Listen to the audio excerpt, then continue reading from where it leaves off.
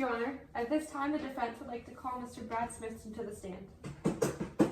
Please raise your right hand. Do you swear to tell the truth, the whole truth, and nothing but the truth? I do. Can you please state and spell your name for the record? Yeah. BradSmithton. Thank you, Mr. Smithton. What do you do as a living? I'm a busboy at a restaurant, and I deliver for the owners of the restaurant to their other restaurants. And do you go to school? I am in school. I study at CSU, and I'm a business major. Do you typically put a lot of effort into school? I do. I try and get A's on all my exams.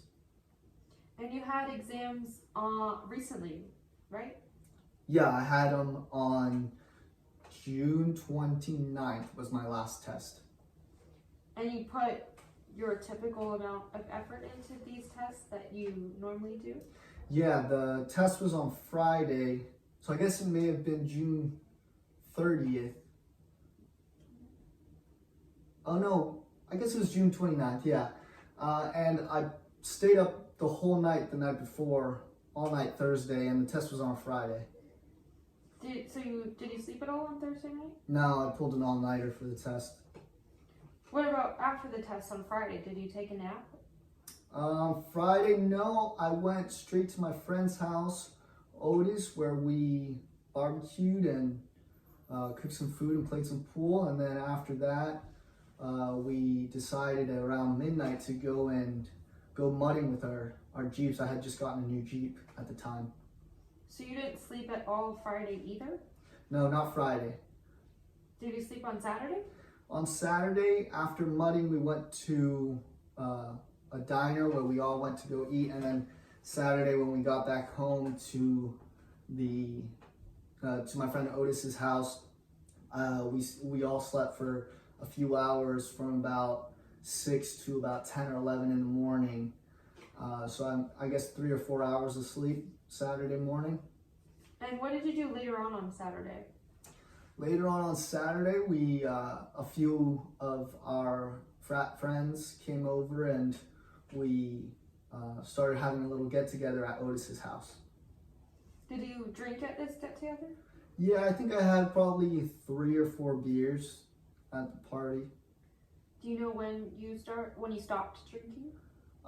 Yeah, I think I called my girlfriend around 7 or 8 maybe, and that's when I told her I was having my last beer.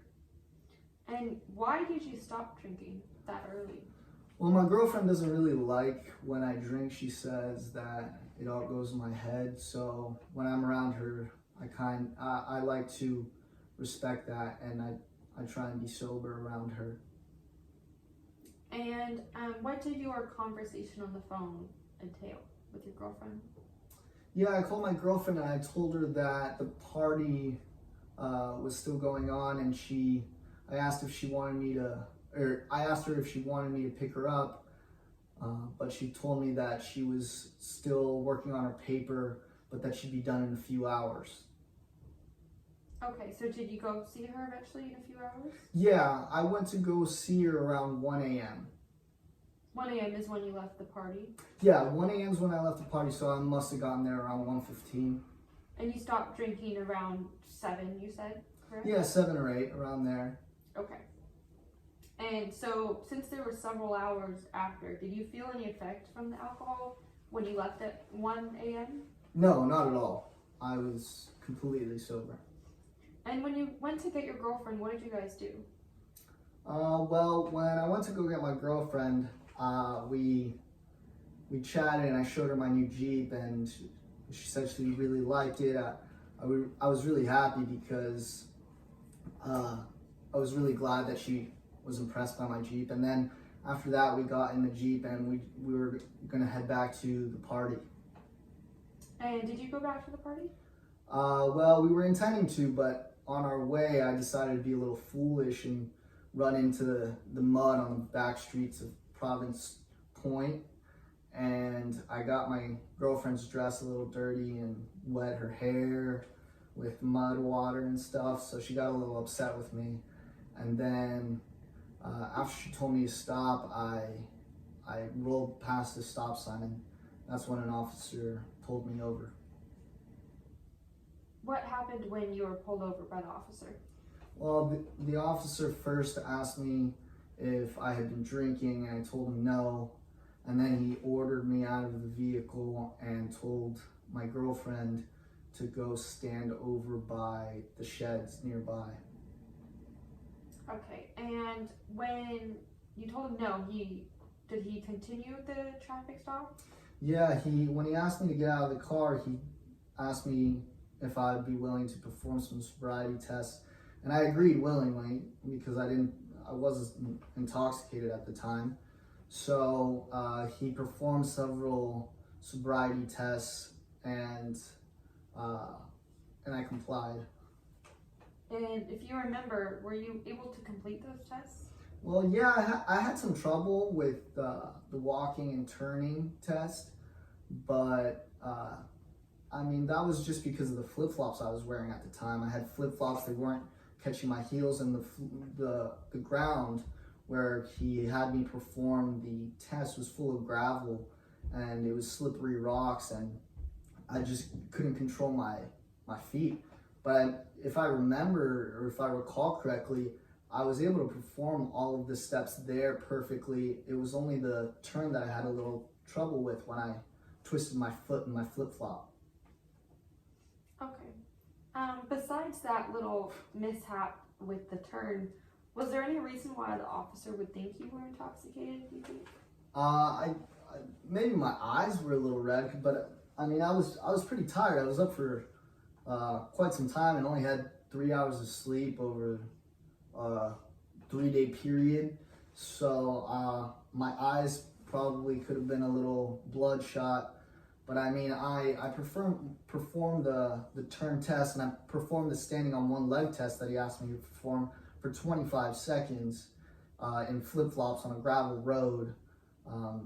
So I think that was pretty impressive. But when he asked me to perform the alphabet test, he indicated that I sang the alphabet rather than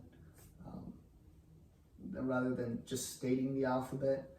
And then he asked me to perform the alphabet backwards, but I mean, I don't know how to do that ever, so I don't know what he was trying to get from that.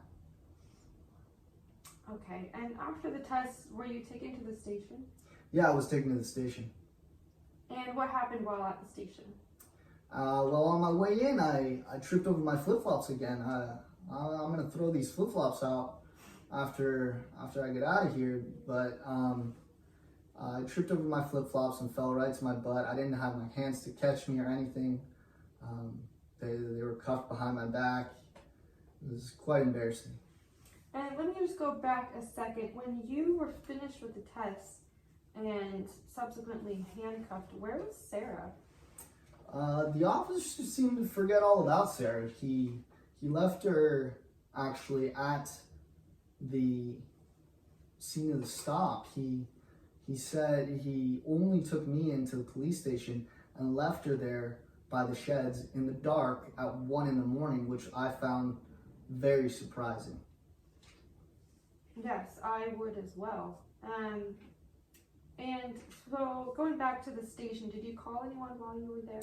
Yeah, when the officers finally let me call someone, I called my buddy Otis, who I was with a little earlier, and I knew he was probably awake from the party still, so I gave him a call and told him that I had been arrested for DWI and I needed money to be bailed out.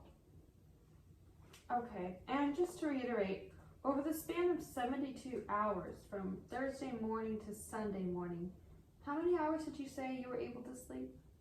Around 3 or 4. Okay. No further questions at this time, Your Honor.